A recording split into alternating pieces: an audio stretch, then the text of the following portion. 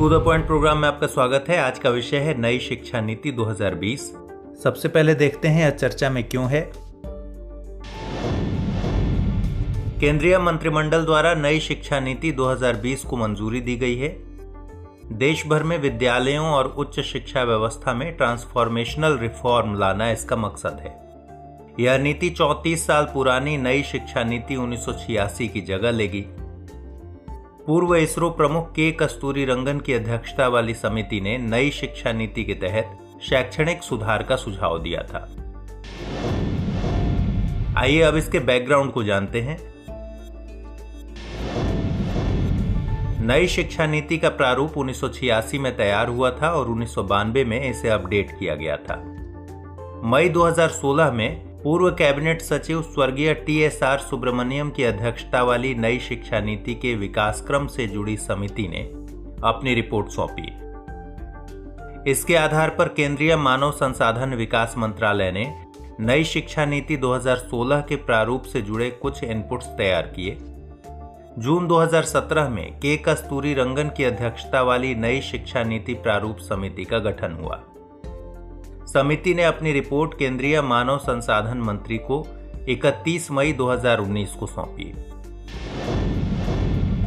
अब आइए नई शिक्षा नीति 2020 के महत्वपूर्ण पक्षों को जानते हैं। 2030 के सतत विकास एजेंडा से यह नीति जुड़ी है। नीति के मुख्य स्तंभ हैं पहुंच, समता, गुणवत्ता, वहनीयता और जवाबदेहिता। प्राथमिक से लेकर माध्यमिक स्तर की स्कूली शिक्षा के सभी स्तरों पर सार्वभौमिक पहुंच सुनिश्चित करना इसका मकसद है।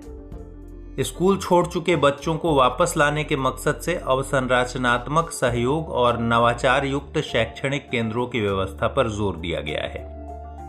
शिक्षा के औपचारिक अनौपचारिक मोड को अपनाने की बात की गई है। विद्यालयों के साथ काउंसलर और प्रशिक्षित सामाजिक कार्यकर्ताओं को जोड़ना एक महत्वपूर्ण पक्ष है। National institute of open schooling यानी NIOS और राज्यों के ओपन स्कूल के जरिए कक्षा 3, 5 और 8 के लिए ओपन लर्निंग की व्यवस्था की गई है। स्कूल व्यवस्था के 10+2 संरचना के स्थान पर क्रमशः 3 से 8, 8 से 11, 11 से 14 और 14 से 18 वर्ष आयु वर्ग वाले बच्चों के लिए 5+3+3+4 व्यवस्था को अपनाना इसका एक महत्वपूर्ण पक्ष है। नई व्यवस्था में 12 साल की स्कूली शिक्षा के तहत 3 साल की आंगनबाड़ी या प्री स्कूलिंग भी शामिल है। विद्यालय छोड़ चुके लगभग 2 करोड़ बच्चों को मुख्य धारा में लाने का लक्ष्य रखा गया है। NCERT 8 वर्ष तक की उम्र के बच्चों के लिए national curricular and pedagogical framework for early childhood care and education विकसित करेगा। फाउंडेशनल लिटरेसी और न्यूमेरेसी को महत्व देने के मद्देनजर national mission on foundational literacy and numeracy स्थापित किया जाएगा। नीति में सभी विद्यार्थियों को ग्रेड 3, 5 और 8 में स्कूल एग्जामिनेशन में बैठने का जिक्र है। ग्रेड 10 और 12 की बोर्ड परीक्षाएं पहले जैसी रहेंगी। स्टैंडर्ड सेटिंग निकाय के तौर पर एक नेशनल असेसमेंट सेंटर परख, performance assessment, review and analysis of knowledge for holistic development की स्थापना होगी। नीति में गैर लाभान्वित क्षेत्रों और समूहों के लिए जेंडर इंक्लूजन फंड और स्पेशल एजुकेशन जोन्स की स्थापना की चर्चा की गई है।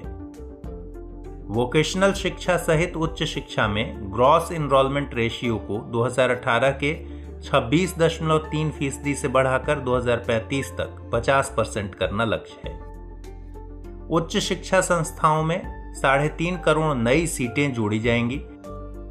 IITs और IIMs की तरह multi disciplinary education and research universities MERUs की स्थापना होगी।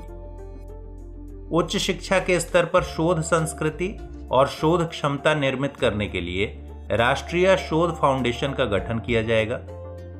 संपूर्ण उच्च शिक्षा के लिए भारत का उच्चतर शिक्षा आयोग सर्वोच्च निकाय होगा।